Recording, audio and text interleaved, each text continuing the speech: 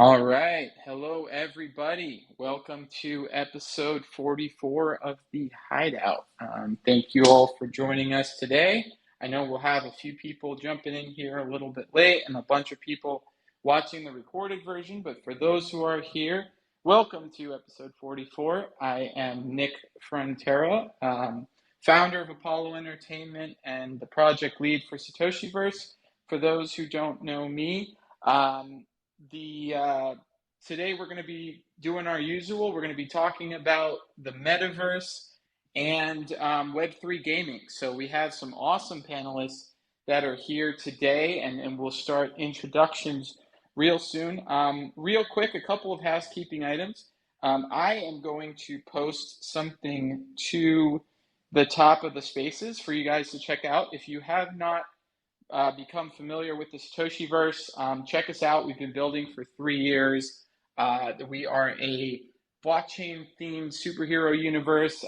We've been building our game, Satoshi's Legions, now for the last 2 years and are getting very close to releasing it this year. So please check out the pinned tweet for all the information. But I'm not going to spend a ton of time talking about us today because we have this awesome panel of guests who I really want to introduce. And so what we'll do is I'll call on you guys, give a quick introduction, and then talk a little bit about what you're building. And then Spencer will take it away with the questions for today. So let's start with an old friend and someone that I am a huge fan of in the space. In fact, one of the inspirations for a lot of the work that I got involved with on the comic side was the fact that one of my very first art NFTs were from this artist, Primal Cipher, just a legend of the space. So happy to have you here. So glad that we got to meet in person recently. Thank you for being here. Can you tell us a little bit about yourself, what you're building with Encode Graphics, and then we'll dive into some awesome questions. Yeah, thanks for having me. It's great to be here. I started early 2020 as solo artist and discovered the NFT space after I was a long time on Steemit, but with a different nickname and more traditional art. And I got totally sucked into the whole space. It in the beginning it was such a nice family, and there were not so many people in the space, but it felt so good and fresh and exciting. And I started working on digital art pieces, sometimes almost 14 hours a day. It was crazy. I was so fascinated, and I got inspired by different artists like Xcopy or Coldy, Trevor Jones, who supported me in the beginning. And I was very, very fortunate to be early in the space. And after a while, actually, when I did the collaboration with Jose Delbo and Unique, and DC sent out this permission that artists are not allowed to use their comic book characters anymore. I had the idea to found an own comic book label called Encode Graphics, because I'm also a comic collector and a huge fan of different comic universes and this whole medium of bringing sequential art, graphical art, and narratives together. And comics are just great. I mean, you have to take your time to read them, but it's all in all, so many different artists come together and build one huge artwork that is a book and something bigger, actually, for me personally. So I started founding Encode Graphics and worked with different artists on this journey. And in 2021 we we had a big launch, and since then we had some hurdles to overcome, but since then we were building and releasing comic books, and we are on a good track now. So it's definitely one of my heart projects, and I'm investing a lot of time in it. So that's basically my story. I'm not doing so much solo art anymore. Did something for the Castle Party that Trevor Jones did in France, and besides that, I also created a new comic book series called the Zero X Archive, and the first issue was dedicated to a lot of money, who was a close friend of us, and yeah, it was more a funny, absurd story, like a lot of money was in person, but with a lot of wit, and yeah, I really enjoyed doing this. So yeah, I think that's all. Thanks. Thank you, Primal. No, I'm so excited, about everything you've been doing. I think some of the things you just touched on with the early collabs with Jose were some of my favorite projects, kind of in the early days when things were just starting to take off. It was just such a cool combination of styles, and like you said, comic books are kind of the original, collaborations between so many different artists, and it's so cool to see that format even in the physical space, and now to think of the possibilities there for digital artists in the comic space. So huge fans of what you guys are doing with Encode. Please drop something up at the top with something from Encode, just so that we can see, and anyone who hasn't seen Encode can follow and check it out, because what you guys are doing is awesome. All right, so now we're going to go to Vincent from Dogami, another very cool project doing some awesome things with doggos in the metaverse. So tell us a little bit more about what you guys are building. Hi, everybody. So thank you for having me. I'm Vincent, the new head of social media and marketing at Dogami for 4 months right now. My journey in Web3 is not as long as Primal, but it's been like one year and a half, 2 years. Before that, I was working in agencies, mainly in Web3, and because I was working with 3D artists as an agent and for brands, we had a lot of contact in this new industry, in this cool new industry, and this is how I did the move, and I started to work at Dogami because thanks to my Web 2 and Web 3 knowledge. So right now at Dogami, yeah. So for people who don't know what Dogami is, it's a really cool project and an ecosystem. We try to bring more value for Web3 gamings. We have NFTs like many projects, but your NFT is a real passport for a thriving and really cool universe and ecosystem we are working. We are building. For example, you just don't play at a game. You will explore a universe, and in this universe, you have games. You have a comic book we just released 1 month ago. You will have toys. You will have a lot of products we are developing with some brands and partnerships. So yeah, Dogami finally is not just the best play for pet lovers in the Web3. It's also a really cool game, and this is that makes a big difference with other projects. Amazing. Well, so glad to have you on. Excited to dive into some of these concepts a little bit further and get into the questions. And so for that, why don't we have our host Spencer give a quick introduction and take us away. Thanks, Nick. Yeah, my name is Spencer Vogel. I've been working with Satoshiverse and Apollo for the last couple years now on the business and strategy side of things, and I'm asking the questions here today for our spaces. So just to get into the format a little bit today, we're going to start off with a question for everyone in the group, and I'll call on to someone to start, and then feel free to just jump in from there. And then we're going to get into some individual questions, and then back to some more questions for the group at the end if we have some time. And then for everyone listening, we're going to be doing a giveaway at the end of the spaces here for one of our Satoshiverse NFTs.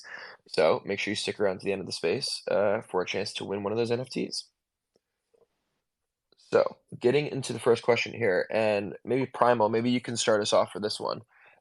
So given the speculative nature of the NFT market in the past, how can long-term value and utility be ensured, and what strategies can be employed to mitigate risks of market bubbles and crashes in the future? Yeah, that's a really good question, and also a tough question. I think there are so many different layers on this question. First, how does a founder handle the budgets he has? Is he all the time in crypto, or has he a safe spot? And regarding building in itself, well, if the market is down, the market is down. You cannot do anything, so you cannot really generate cash flow.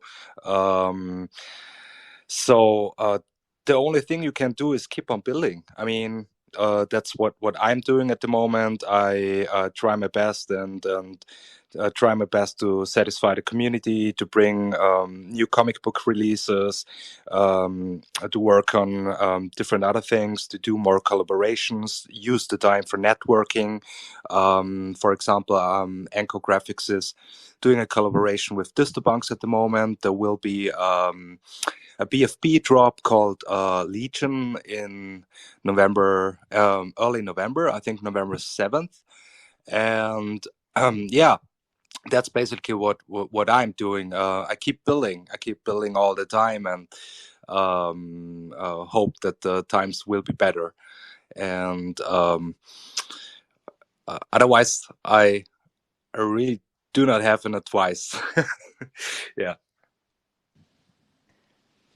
It's a tricky question because nobody has the answer, the good answer for that. But I would say for gaming, for example, it's very important to work on the quality and the playability of your game first. It sounds logical, but if a game is fun, engaging, and continuously updated, people will not lose interest. If I see, for example, and it will support the NFT's value in the future. When I see Fortnite, when I see Minecraft, when I see a lot of Web2 games that a lot of players are continuing to play over the time, I'm just thinking, okay, maybe, yes, of course we can develop other streams of resources and etc. But if your game, if your product is really, really good and well updated, it will help to keep value, to keep the NFT's value, or ensure that it will not crash. And it's crucial to have an open conversation with the community and listen to their feedback, being transparent about the plan, and to feel what's going on also in the market, and to try to prevent the future. Yeah, I mean, just to touch on that and kind of expand on the 2 points that were just made, I think I largely agree. I think what we've seen over the last, 2.5 years was an incredible boom that really changed a lot of people's lives, but also, caused a lot of short-sightedness in how people developed their projects and what they were trying to build. And so I like to kind of talk about it as, we were kind of in the NFTs as a speculative asset phase, right? And I think that, when you look back at other kind of foundational paradigm shifting technologies like the internet, there was a phase when people were buying, domain names, and there was big business in reserving and flipping domain names, and people made a lot of money, and a lot of people's lives were changed there. I think, the NFT space kind of had undertones of that. I think there were also, a lot of digital artists who, for the first time, were very, very empowered through the NFT technology. And while the market certainly took a hit, I think most digital artists would say that they're in a better place now than they were before kind of the revolution that NFTs brought. I think that, that idea of NFTs as this speculative asset that people are, that the reason, right, that purchase decision is being made because people expect that they're going to make money or hope that they're going to make money is going to largely be a thing of the past. I think that there can be some expectation that things will appreciate in value. I mean, you look at collectibles generally, right? And you think about Pokemon cards or Yu-Gi-Oh cards. The reason you take them right out of that pack and put them in a case and then send them off to get graded and stored rather than playing the game with them is because you think, oh well, maybe these things will have value one day, right? So I don't think that concept needs to dissipate, right? But when you think about it, what is that value? Well, I look at my base series Pokemon cards, which I would buy a pack for, let's say a regular pack of the original base set might have cost me $4 back then. I could probably sell that pack now for 40, 50, maybe $100, maybe more, right? If it was in mint condition. But we're talking about, a relatively small purchase price and, 10 to 20 times. And that right there is one of the most successful IPs in history, right? So one of the biggest collectibles brands to ever exist was looking at a 10 or 20x return. And so those are the realistic kind of appreciation expectations that can exist around a collectibles marketplace. And, I think the speculation that was part of kind of the 2021 phase of the NFT boom was really more of a, gambling, right? It was, let's build this up and then it comes crashing down. And I think the people who were building and kind of knew, what was going on, we're seeing this. And I think people were willing to ride that wave because if you did it in a certain way, there was a lot of money to be made, but it wasn't part of a sustainable infrastructure. And I think we've seen the kind of ramifications of that, right? So I think now, if NFTs are going to persist and be the things that I think a lot of the builders in the space thought they could be during this phase, it's going to be NFTs as a technology, right? The value that we're creating, the uniqueness of what we're creating, the IPs that we're creating need to be able to stand without NFTs. They need to be able to utilize NFTs to enhance the value, right? To create those ownership layers, to create those interoperability layers, but that can't be their sole source of value. You need to still develop good stories, or like Vincent was saying, develop a good game that people actually want to play. It's icing on the cake, fundamental icing on the cake, very important icing, but it's still, it's not the cake that you can own the items. You have to build something that kind of breaks itself off from that, I think, in order to, provide that continuing value. And I think, there's things that projects can do and project leaders can do to kind of fight back against some of the hype. And so I know that, from our perspective, it was always very important not to buy into, this kind of hype wave, even during kind of the mass hysteria, boom of 2021, where you were seeing all these influencers come in and, $50,000-$100,000 being paid for a tweet to a celebrity. And sure, those projects would sell out.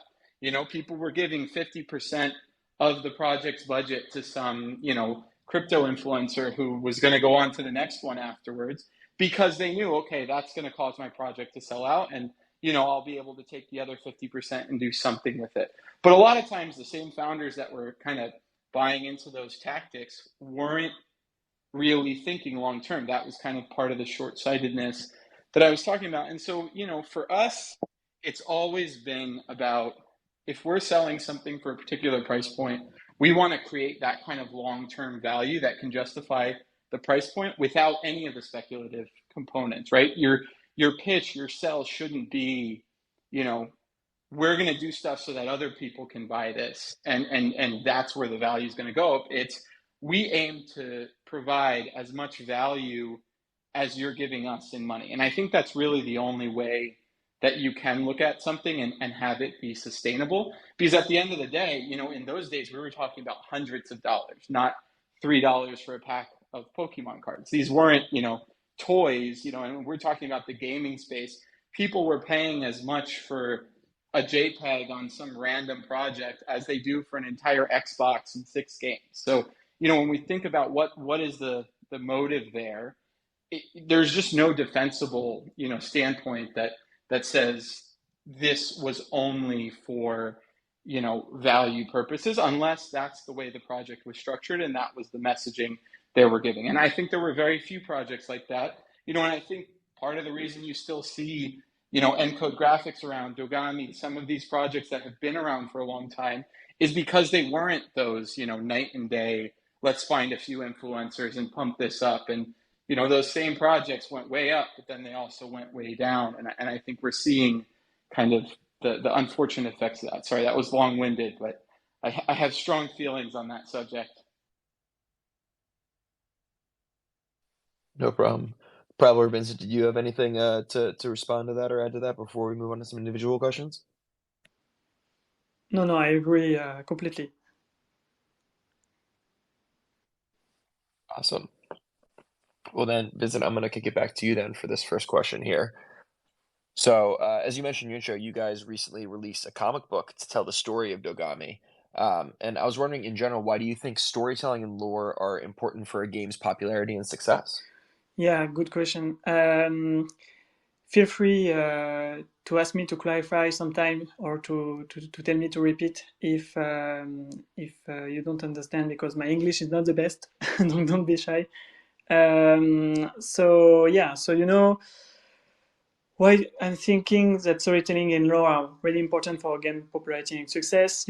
I think many games, such as The Legend of Zelda, Pokemon, and those from Square Enix, for example, are really, really good, and we all like them. The music, the story, the artistic direction, it's like many pieces of a big puzzle that play together. We are releasing a mobile game. It's difficult to develop a deep narrative in a mobile game, and that's why we released a comic book, and we wanted players to see that there is more. There is more than just fun, and there's a deep universe. So the first thing I would say is that storytelling and lore are really important, because it makes possible to create a deep connection with the player.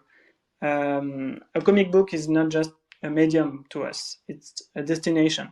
It offers structured support system to decode our universe, for example. And it's our way also to spread magic and joy. And every aspect of Dogami, for example, supports this universe and this vision. With a good lore in a video game, the possibilities, for example, for future creation are infinite. You can create spin-off, you can create pre-sequels, you can create other formats like a series, one day, comic book, video games, and I don't know. So yeah, I could say also that the lore and the storytelling are really important, because we create a community. It's not just a big connection with one person.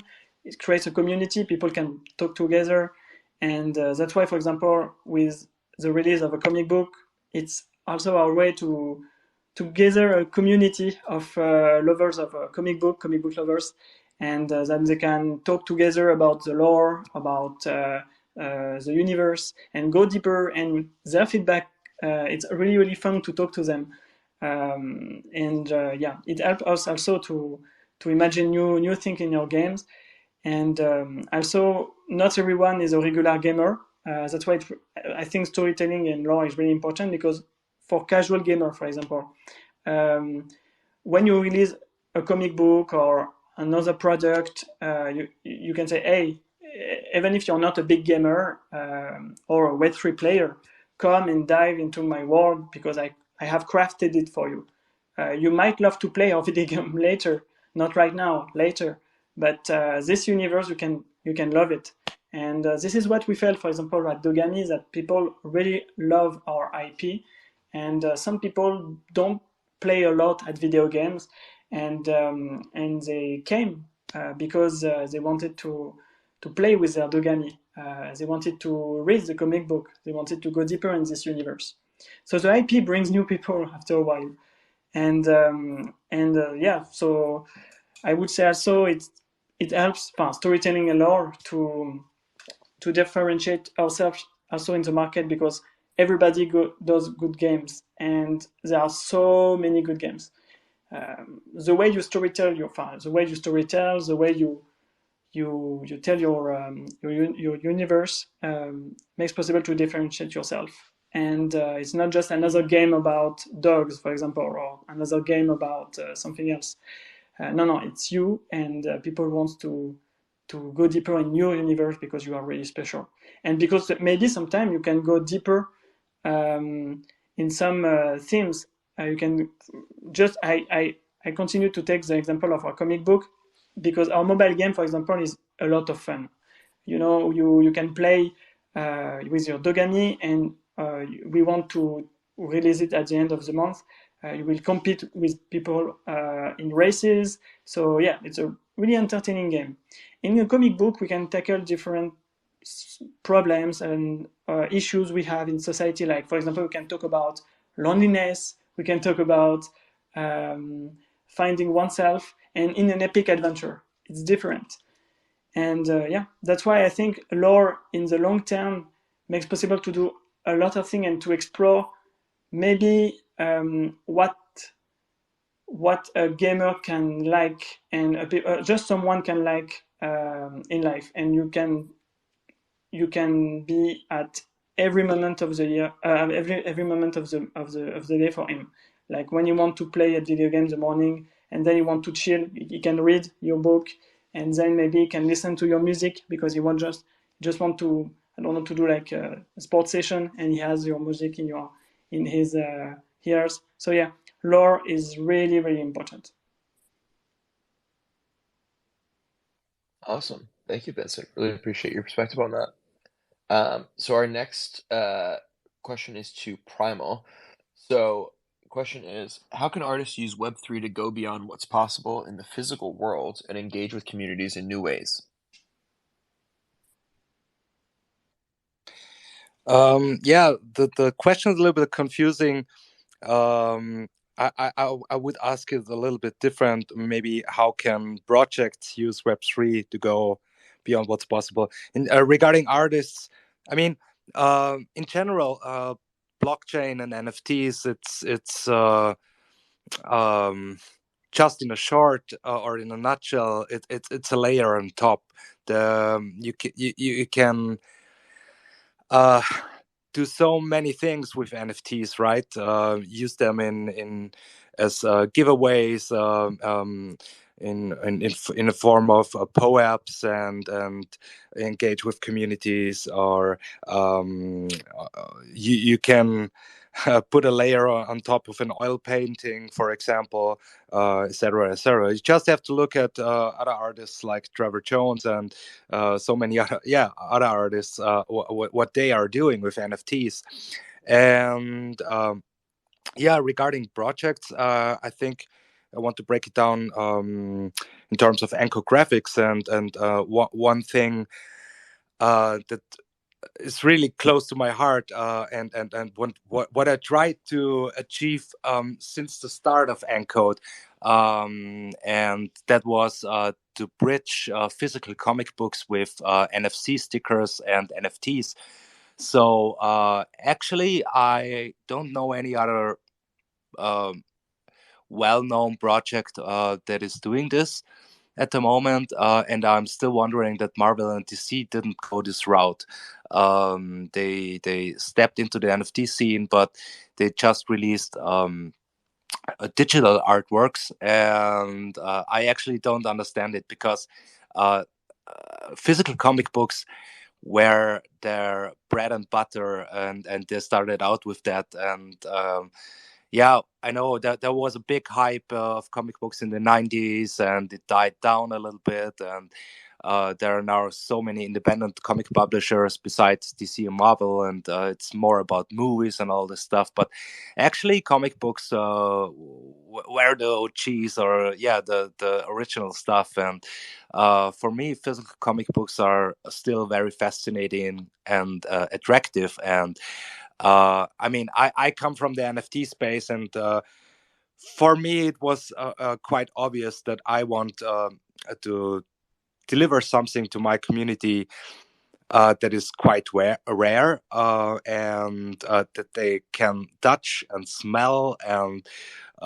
comic books, but with the best of both worlds, and so um, that's definitely one thing we did, bridge the physical world of comic books with NFTs, and I'm quite proud of that because I could get in touch with CGC and get the first comic books graded, and they even stated that NFC stickers and Ethereum NFTs are included, and so for me this is actually we for me, I am now in the stage of the tech age of comic books. Comic books have the golden age, silver age, bronze age, and modern age. But with NFTs and all these new kinds of technologies, we are entering a world, or at the tech age of comic books. And yeah, it's still developing. It's very early. So this is one point, but there are so many other points that you can mention. For example, during events, you can use NFTs to give people goodies, or give community members NFTs, and which allow them to participate in an exclusive event, for example. But yeah, these are just ideas. So we are very early with all this, and I know crypto folks are used to have everything very fast, and the bull run is very fast, and this week is a project and next week is a project, and everything is very fast. But the reality is building is very slow, and such huge projects need time, especially if a project is building a game like Satoshiverse and other projects. I mean, that sucks away much more time, even more time. Yeah. So yeah, many ways. Nice, thank you. I like the term the tech age. I think I'm gonna use that. I hope you don't mind me stealing that. Um, but our next question here is going to be for Nick. So Nick, I was wondering, how can NFTs be used to decentralize player economies? Hey, yeah. So, I think that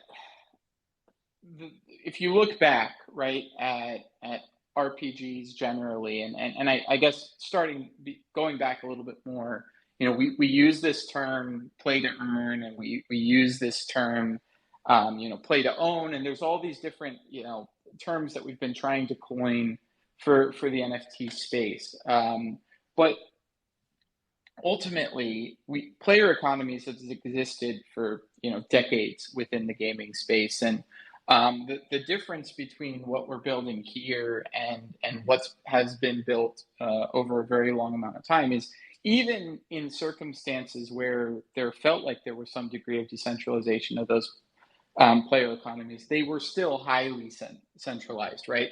And that kind of comes from this notion of what does it actually mean to own something, right? And specifically, what does it mean to own an NFT, right? So when you play a normal game, an RPG like Diablo, which used to have the real money auction house, or CS:GO with the skins, or various other games that allow you to transfer your items within that centralized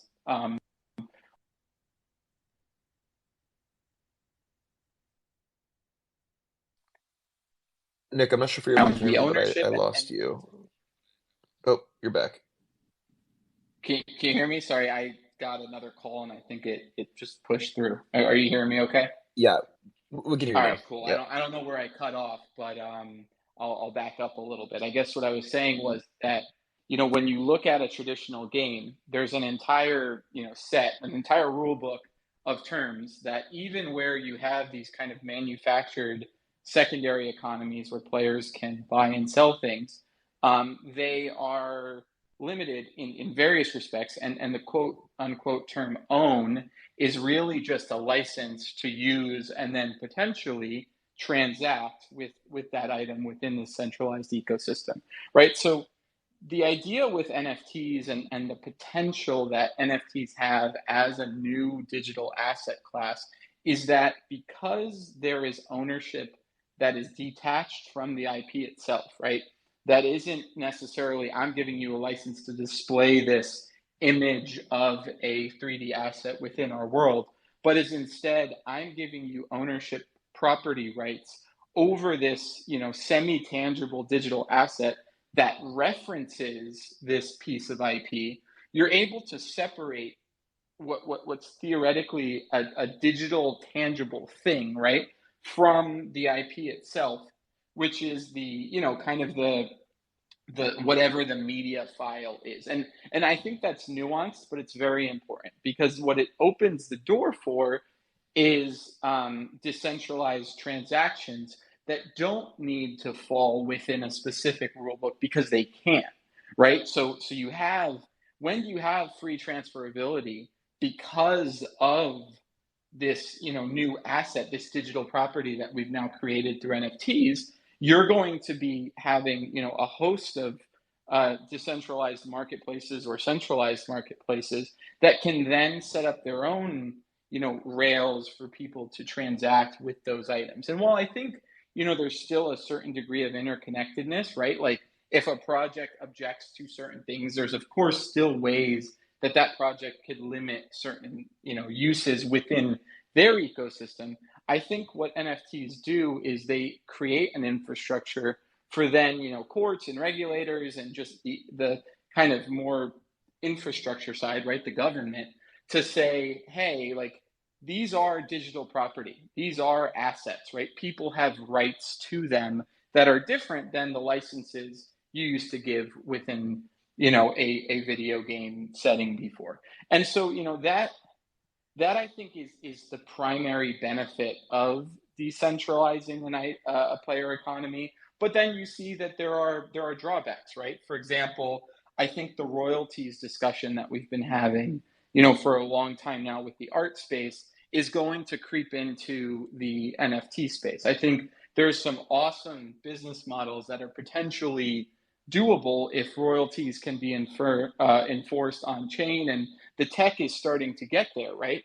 But I think a lot of that also, if there's a way of transferring items outside of the ecosystem, there's always going to be a way to dance around certain terms of the contract, which makes them less enforceable. And so I think enforceability becomes an issue. And if you develop a free-to-play game with the expectation that most of the value is going to be generated off royalties, that could be a major issue to that business model if that's the direction you're going and you can't enforce it. And so the more centralized systems allow for that much easier, and so that's something you have to think about.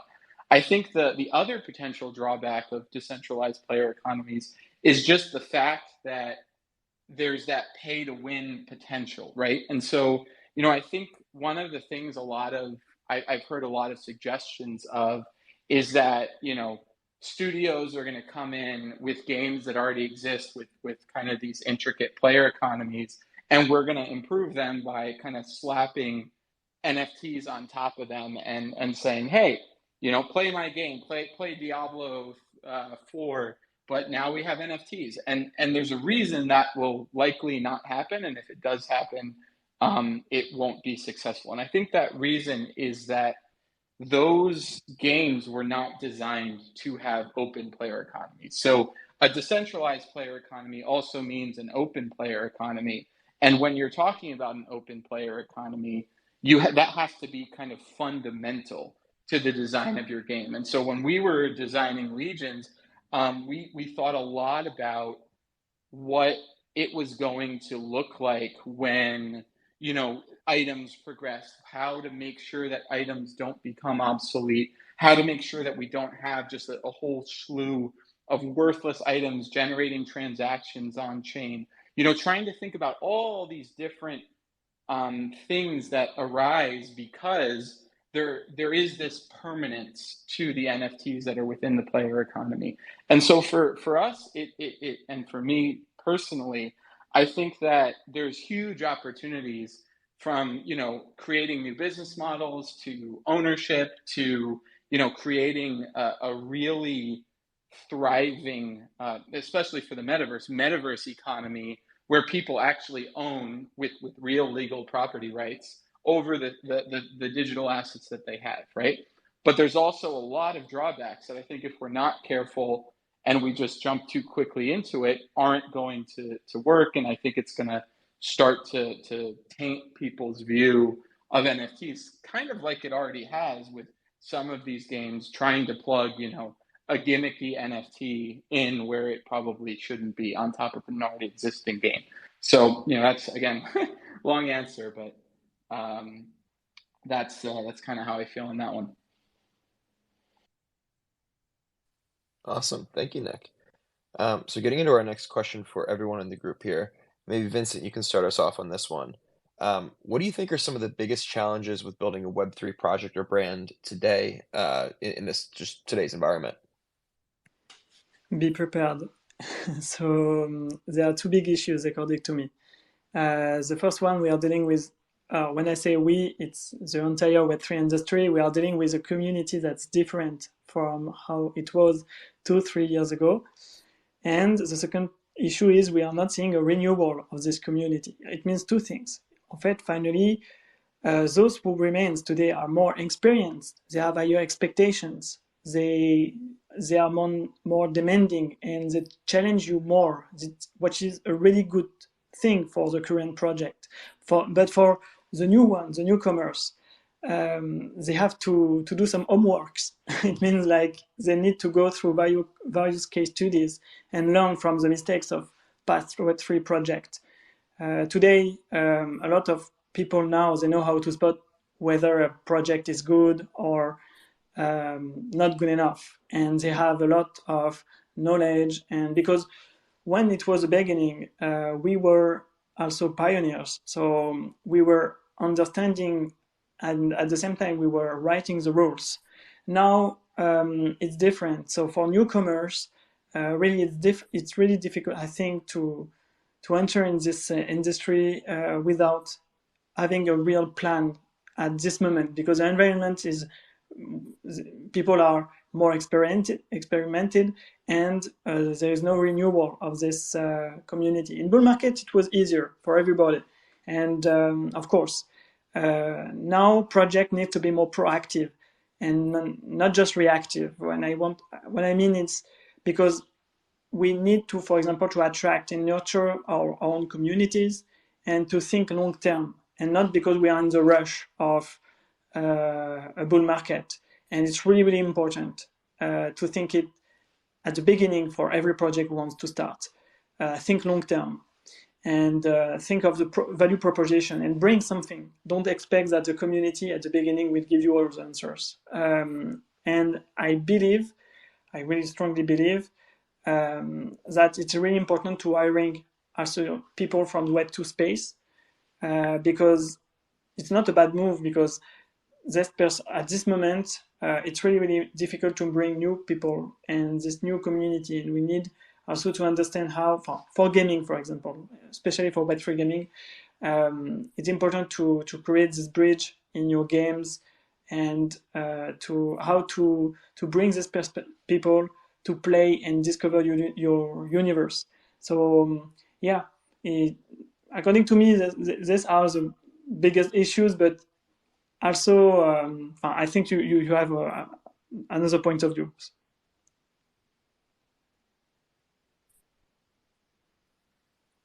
Primo, Nick, do you have anything to add there? I just can fully agree with Vincent. So he basically summed it up very well, in my opinion. Yeah, I mean, I agree as well. I think, longevity is one of the most difficult challenges in this space, and kind of some of what we were talking about before, just having a longer focused lens, to be able to look to the future and understand that this market is constantly going to change. So, a business model that worked 6 months ago may not work now. You might not be able to rely on fundraising to generate inflows like you used to. So, it's really trying to build something from the ground up that's sustainable and, expanding in a way that I think is, calculated and with a long-term vision in mind, allows you to kind of weather these periods of market turmoil, but also understanding that the market may never be the same way it was before, right? And so betting on that and hoping for that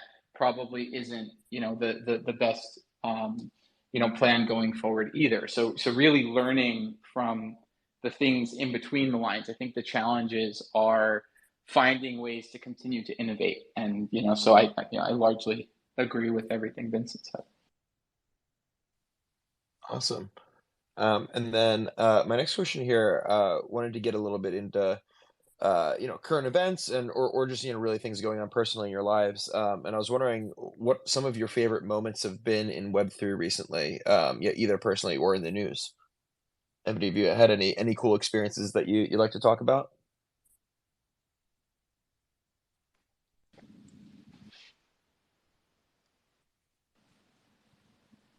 I could start if no one else has one. Vincent, you wanna go? No, go on. I will follow you. Sure. No, I mean, for me, I guess it's not one specific instance. For me, one of the things we've been working on and really starting to drum up is our partnership initiatives, and we're moving towards the launch of our game. And so obviously, I could spend 45 minutes talking about all the things I'm excited about for the game, but I think the thing outside of that that's really been exciting is getting to talk to so many founders who are still building, who have communities that are excited, who are also getting ready to release really cool stuff, and really engaging with them and finding ways that we can collaborate. I think next year that you're going to start to see a lot of these initial experiences and products come out that people have been working on for the last 2 years. So I'm starting to see that and starting to get previews of what people are building and how much progress they've made. And I'm excited personally to see these things release and to find ways to collaborate, in ways that weren't possible before. And every time we have one of those conversations, a new idea pops up. So it's really important for us to be able to continue to do that. And I think that what's exciting is just knowing that these next 6 months to a year, regardless of what the market does, are going to bring a lot of really, really cool concepts to mind and to the market. And I think we're going to see just a huge advancement in the Web3 gaming space and the Metaverse space generally.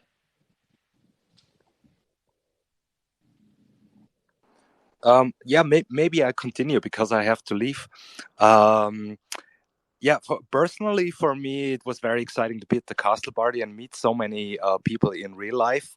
After almost 3 years working just digital on my laptop and iPad and all this stuff, I really enjoyed it to finally meet some people like Unique and Trevor in person, and it was very liberating to meet all these people. And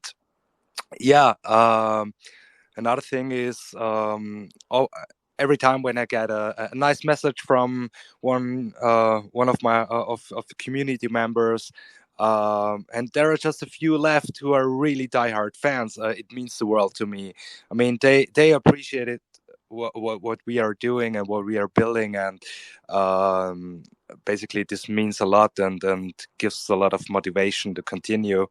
I think that these are the best moments at the moment. Just to conclude me, I would say it's a bit strange and weird as a feeling, but when you know that you are in the good direction, that this industry is the future, and finally you are just here before the storm, because you always read news. Me, for example, in the gaming with Zynga and Sugartown, but also I know that Ubisoft is fully involved now in NFTs, in the NFTs industry. Nintendo wanted to hire someone also in the Web3 industry. You know that this industry will boom, and working in an industry that is it's really cool for this philosophy. for the possibilities, and creating a game that really work.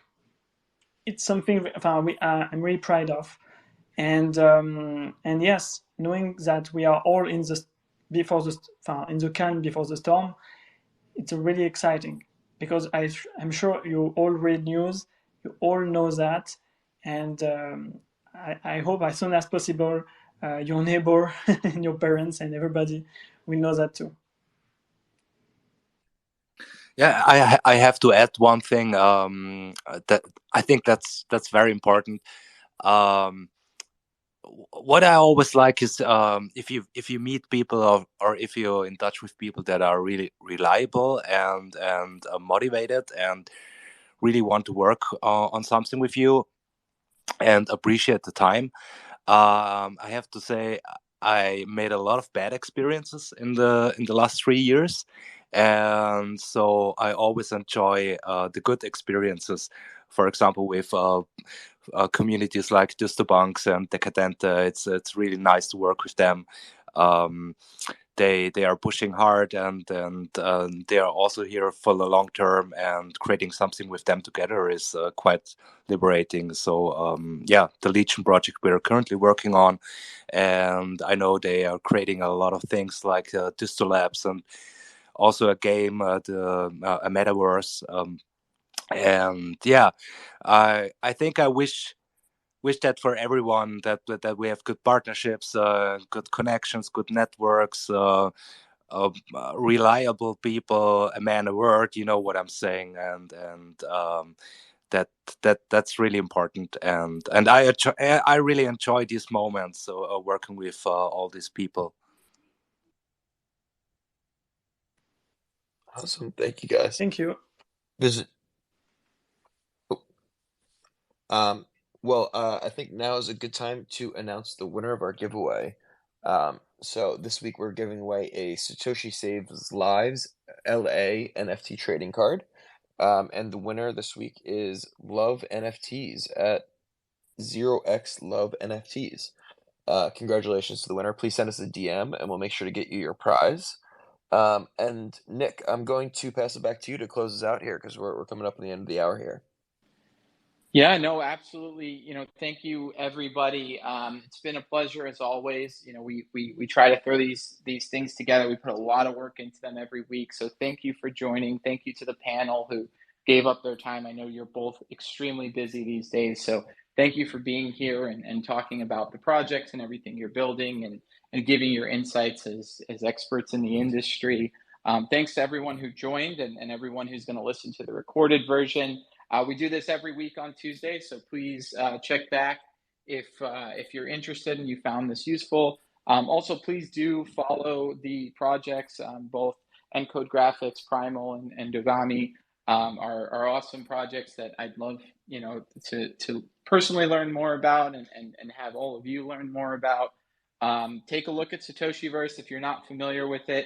We've got a lot of awesome stuff going on right now, and if you check out that tweet at the top, there's a ton of stuff in there and a lot of information to digest. Hop into our Discord server. We've got a really great community of people who are very active and in there all the time and talk about all sorts of things. So really, really grateful to all of you. Thanks for allowing us to keep doing this every week, and we will look forward to next week. If anyone wants to say anything before you part, please feel free. But otherwise, I will close out the spaces in a couple minutes.